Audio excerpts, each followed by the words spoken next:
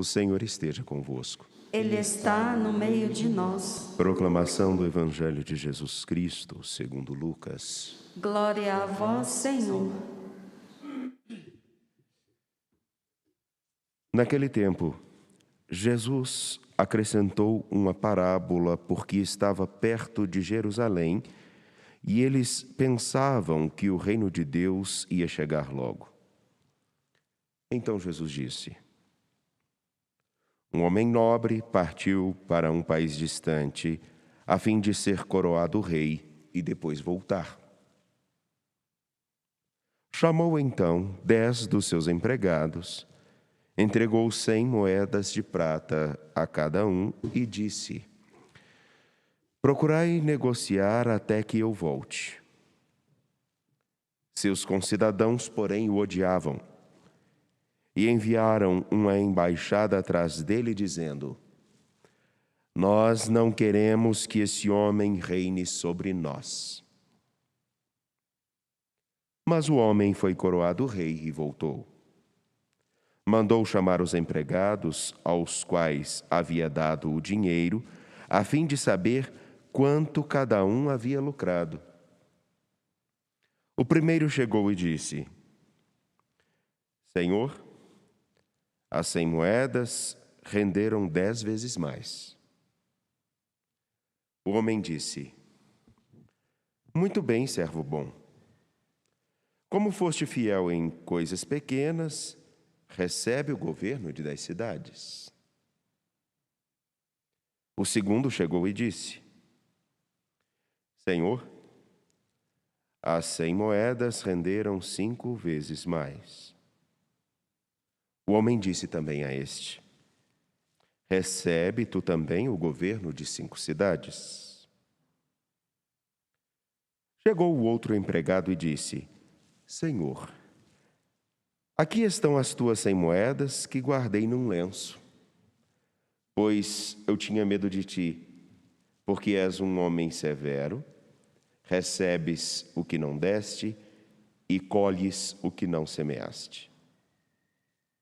O homem disse: servo mau, eu te julgo pela tua própria boca. Tu sabias que eu sou um homem severo, que recebo o que não dei e colho o que não semeei. Então, por que tu não depositaste meu dinheiro no banco? Ao chegar, eu retiraria com juros. Depois disse aos que estavam aí presentes: tirai dele as 100 moedas e dai-as a aquele que tem 1000. Os presentes disseram: Senhor, esse já tem 1000 moedas. Ele respondeu: em verdade vos digo, a todo aquele que já possui será dado mais ainda, mas a aquele que nada tem será tirado até mesmo o que tem. E quanto a esses inimigos, que não queriam que eu reinasse sobre eles, trazei-os aqui e matai-os na minha frente. Jesus caminhava à frente dos discípulos, subindo para Jerusalém. Palavra da salvação. Glória a vós, Senhor. Por favor. A todos, membros da família dos devotos de Nossa Senhora da Piedade, que nos acompanham pela TV Horizonte, pela Rádio América e também pelo nosso canal no YouTube, toda a retransmissora Educar de Ponte Nova e região. Vocês que aqui estão presentes. A você que ainda não é membro da família dos devotos de Nossa Senhora da Piedade, e fazemos novamente o convite, venha para essa família, nos ajudando a proclamar a palavra, a alcançar pessoas com ajuda material e emergencial que precisem e também cuidar desse patrimônio cultural e material, arquitetônico e ecológico que é o Santuário Basílica Nossa Senhora da Piedade, com seus 1.200.000 metros quadrados. Nos encontramos nessa pequena e simples celebração, mas rica em significados e sentidos com uma liturgia extremamente valiosa, na qual, se nos debruçássemos, nós poderíamos ficar muito tempo, quem sabe até mesmo dias.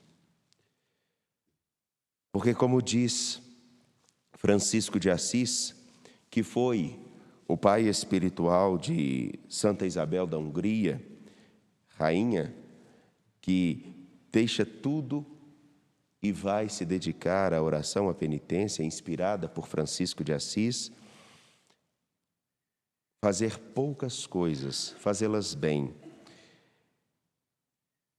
E ao fazê-las bem, saber que adquirimos força para fazer outras novas coisas.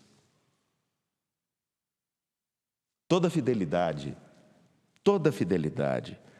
todo progresso, toda conquista, ela não acontece somente porque queremos fazer alguma coisa. É exigente a dedicação, é exigente a atenção, é exigente a perspicácia e a fidelidade em dedicar-se pouco a pouco para conseguir aqueles grandes objetivos. No trabalho, na vida estudantil, na vida profissional, na vida ministerial, nós padres, diáconos, bispos,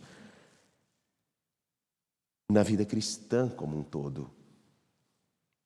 Ninguém consegue grandes coisas se não calcar pouco a pouco na fidelidade, acreditando que o pouco de cada dia é extremamente valioso. A conquista de cada minuto, de cada segundo na fidelidade, ela é extremamente valiosa. Se nós não tivermos essa atenção, nós não perceberemos que grandes conquistas só são possíveis e só são sólidas quando antecedidas da fidelidade, da dedicação, do acreditar que é possível.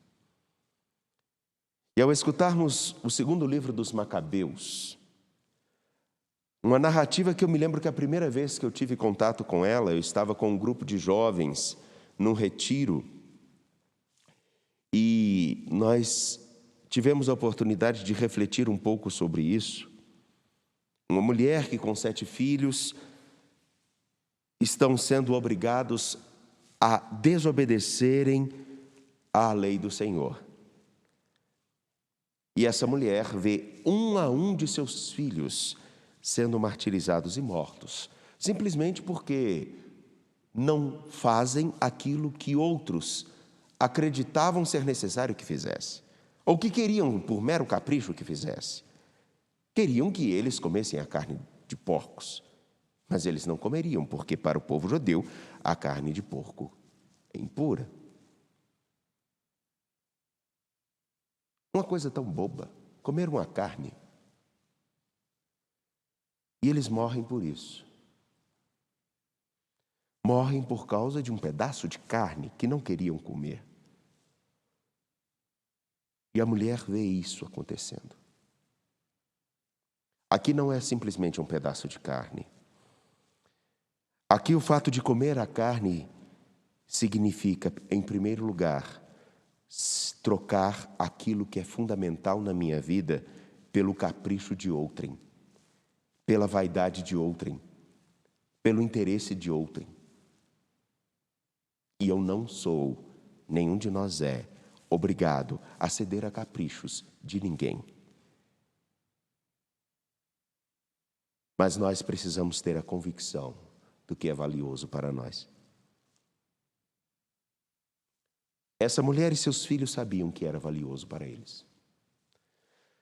O mais valioso que possuíam era o Senhor nosso Deus. E uma expressão de fidelidade ao Senhor nosso Deus era: Ele que me deu tanto, merece que eu ignore o fato de que os porcos seriam uma carne impura?